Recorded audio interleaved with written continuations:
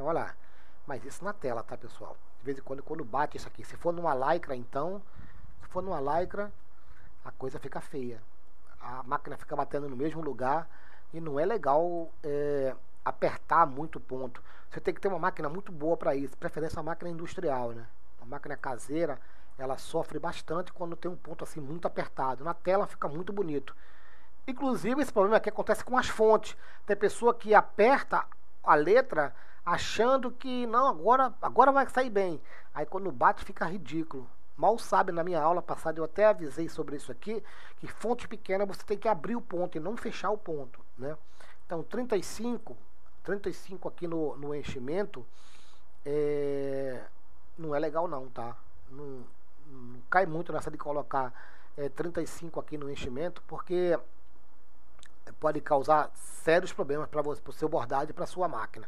Então, praticamente, a parte de enchimento, que a gente chama de complexo, ou motive fio, né, que é o ponto, esse ponto aqui, o ponto de fusão, aqui, é praticamente isso. Mas existem outras formas de você também chegar a esse ponto. Quando você ficar babiça, você ficar craque nisso aqui, ficar papa no Wilco, você vai brincar da ferramenta que você vai escolher. Ah, hoje eu quero escolher essa ferramenta. Não, hoje eu não quero fazer assim, eu quero escolher a ferramenta diferente. Eu já vi muitos criadores, né? Muitos desenvolvedores de bordados, inclusive lá no site do Dominando Wilco, o hispânico lá, que eu não sei se ele é da Guatemala, alguma coisa assim, ele usa outra ferramenta para chegar também nesse objetivo. Ele usa muito a entrada A. E vou até explicar como é que funciona a entrada A, tá, pessoal? Então, no tópico aqui, ferramentas, né? Vamos continuar aqui. Então, existe outra ferramenta, aqui que é a entrada A, aquele que eu acabei de falar, né? Aqui. Deixa eu converter isso aqui novamente para vetor. Já está em vetor de novo, né? Voltei para o vetor, do vetor ao bordado, né?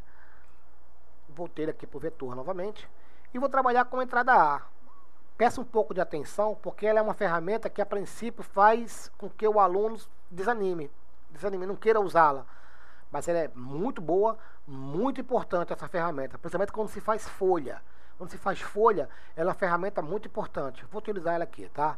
Então, ela não é como os outros, né, que a gente... Deixa eu diminuir o tamanho desse retângulo aqui, para a gente ter uma noção e trabalhar numa tela só.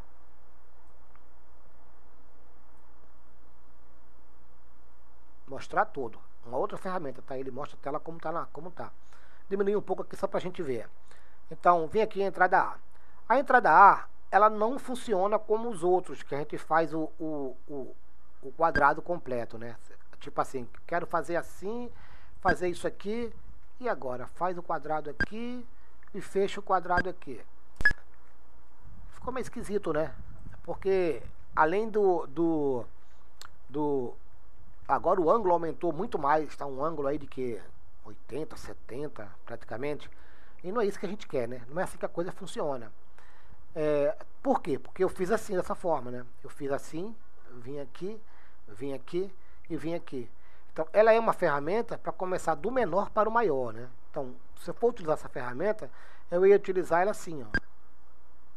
Do menor, aí sim, para o maior. Fazendo um fechamento aqui, né? Agora sim. Observe se ela não está praticamente daquele jeito lá que nós fizemos. Vou tirar aqui a True View. Vou tirar também o ponto de suporte para a gente observar. Olha, praticamente a mesma coisa. Aquilo que eu fiz no fusão, aquilo que eu fiz no enchimento, tá aí, normal. Agora, lembrando que nós estamos trabalhando com uma ferramenta, com uma forma geométrica reta, né? Poderia ser também uma curva. E agora, Robson, quando é uma curva, o que a gente faz?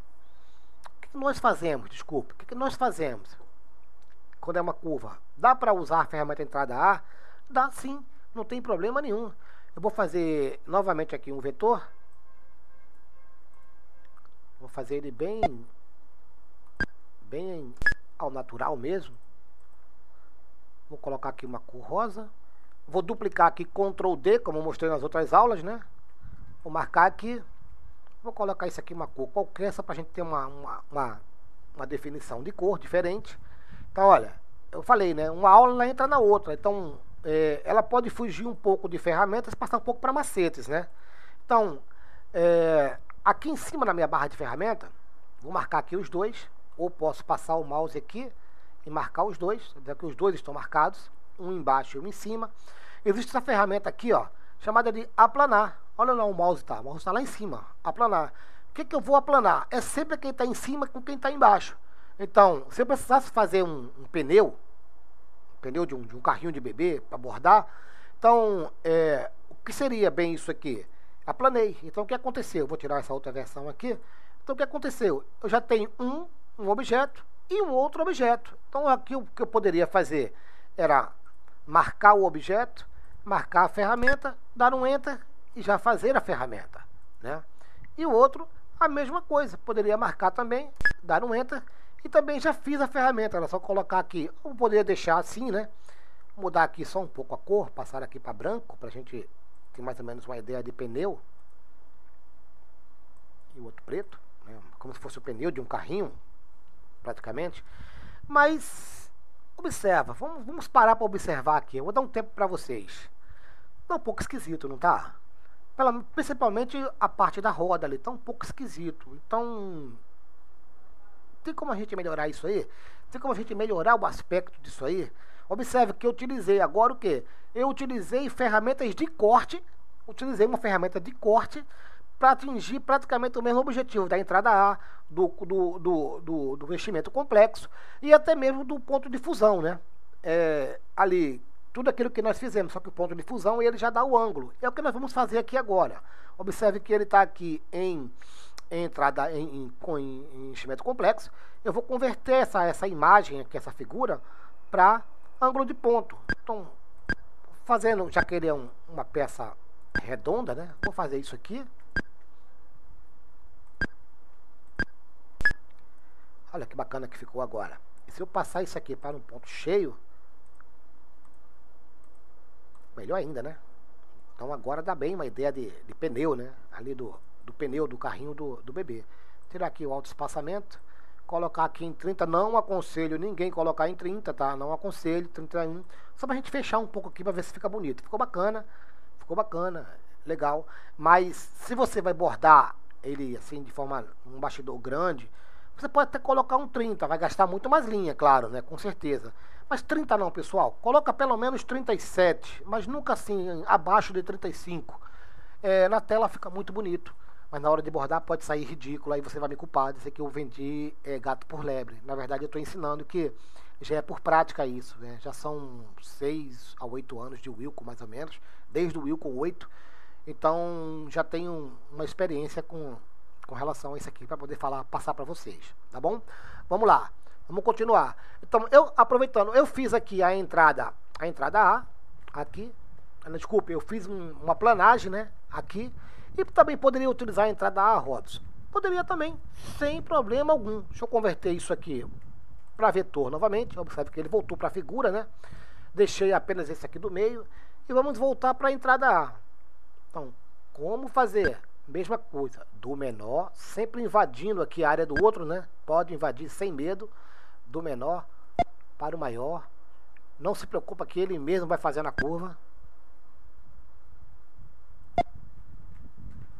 Deixa eu voltar aqui que faltou um botão direito no outro. Então, botão direito aqui também, já que eu estou fazendo curva, né? Não estou fazendo reta. Observe que ele fez a curva aqui, ó, também. Lembra do quadrado, né? Do grid que eu falei aqui, ó. Ele não tá aqui a seu bel prazer, ele tá aqui para te guiar, ó. Então, ó, nele aqui, mais um botão direito. Observe que quando a linha tá certinha, ela não fica sem esse quebrado aí, né? Eu vou fazer rápido só pra gente ganhar tempo. Então, eu fecho aqui em cima, vou também estar aqui. Eu fecho aqui em cima, Robson. Eu fecho aqui antes, eu fecho depois. Boa prática, tá? Fecha depois. Fecha ele depois. Deixa ele invadir mesmo o outro ponto, não tem problema nenhum. Porque na hora de bater, com a compensação, isso aqui Desculpa, eu vim daqui para cá. Faltou ir para cima.